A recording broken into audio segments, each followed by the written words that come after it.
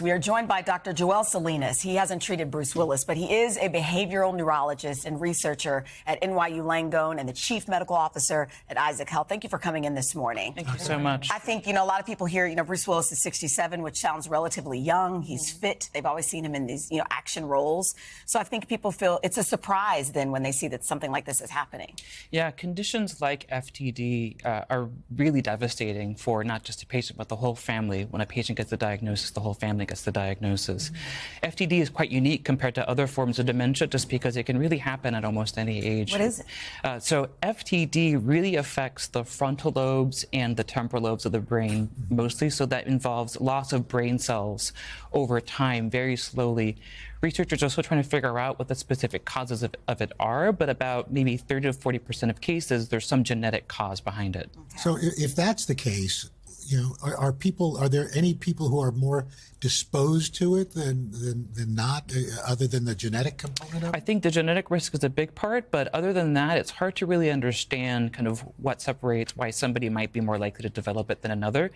Of the tens of thousands of people who are affected by FTD kind of nationwide and even more so worldwide, when we look at even just kind of sex-based differences, they're about the same between people who are born male or female.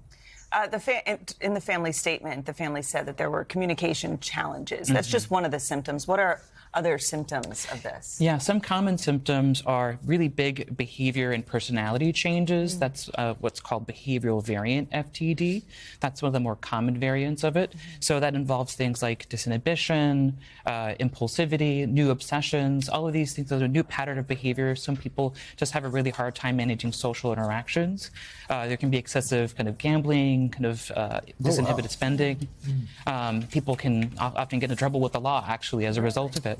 And then, in addition to the communication difficulties, some people can also have issues with movement or muscle function. Any treatment options available to stop or maybe even slow the progression of it? Yeah, I wish that there were some really strong cures. There are no cures right now. However, there are some interventions that are available for these patients and families to help to provide them support, to improve quality of life and make the symptoms a little bit more manageable. But I think this is what's really important about kind of sharing stories like this, which is to shine light on kind of the existence of it and how it can affect anyone, but also that there's a lot more work that needs to be done in terms of the research to find a cure. Absolutely. Solid. Dr. Salinas, thank you. Thank you. Willis has been on our show before. Yeah. She's a friend of the show. Our thoughts and prayers go out to her, Absolutely. Bruce and the family. Absolutely. Hey, thanks for watching. Don't miss the Today Show every weekday at 11 a.m. Eastern, 8 Pacific on our streaming channel, Today All Day. To watch, head to today.com/allday or click the link right here.